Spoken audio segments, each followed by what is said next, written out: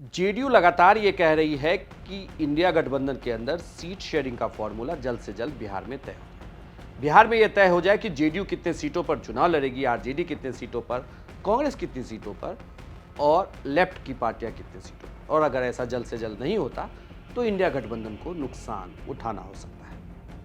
जब नुकसान की बात जेडीयू के बड़े नेता करते हैं तो ऐसे में सवाल उठता है कि यह नुकसान किस तरीके का हो।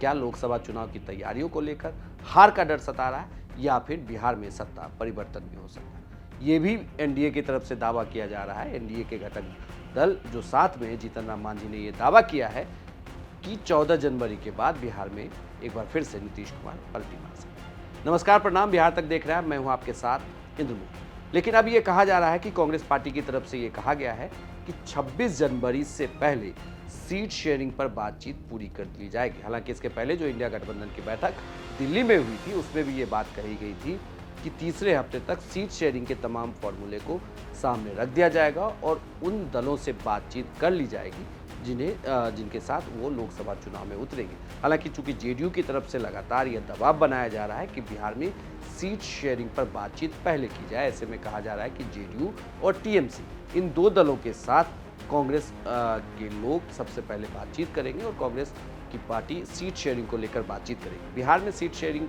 के बातचीत को एक तरीके से देखा जाए तो जेडीयू की तरफ से ये भी साफ कर दिया गया है कि उनका गठबंधन राजद के साथ है, यानी कि राजद को कांग्रेस और लेफ्ट की पार्टियों के साथ सीट शेयरिंग पर बातचीत करनी है, एक फार्मूला तय करना है, उसके बाद फिर वो जेडीयू के साथ बातचीत करेंगे।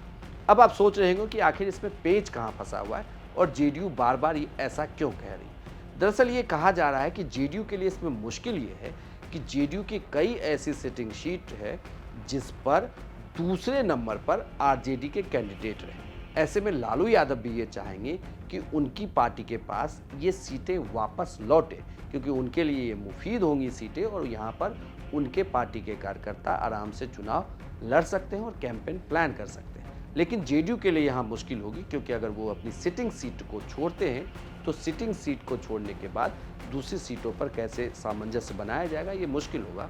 और साथ ही अगर जो सांसद अभी जीते हुए हैं उन्हें उनकी सीट पर फिर से चुनाव नहीं उन्हें उतारा जाता है तो वो भी पार्टी छोड़ सकते हैं। इस बात का भी डर उन्हें सता रहा है। इसी वजह से अगर आप देखें तो इसके पहले जेडीयू में एक बड़ा उलटफेर हुआ। आज जेडीयू के राष्ट्रीय अध्यक्ष ललन सिंह को हटाया गया और नीतीश कुमार ने खुद कमान अपने हाथ में ली। और अब जब सीट शेयरिंग की बातचीत चल रही है तो इसमें यह साफ कर दिया गया है कि 16 सीटों पर तो उनकी पार्टी चुनाव लड़ेगी ही, जिस पर उन्होंने चुनाव जीता है। लेकिन अब सबकी नज़र कांग्रेस की तरफ है, क्योंकि कांग्रेस राष्ट्रीय स्तर पर सबसे बड़ी पार्टी है। ऐसे में सीट शेयरिंग के फॉर्मूले पर और राहुल गांधी की चूंकि न्याय यात्रा होनी है और वो न्याय यात्रा का पड़ाव बिहार भी है इस बार और झारखंड भी है, तो ऐसे में सीट शेयरिंग उस यात्रा से पहले हो जाए ताकि रोड मैप भी तय हो जाए और यह भी तय हो सके कि क्या राहुल गांधी की यात्रा में दूसरे दल के बड़े नेता शिरकत करेंगे या नहीं। आपको यह जानकारी कैसी लगी हमें कमेंट बॉक्स में लिखकर जरूर बताइएगा। साथ ही बिहार की तमाम खबरों के लिए आप देखते रहिए सिर्फ बिहार तक।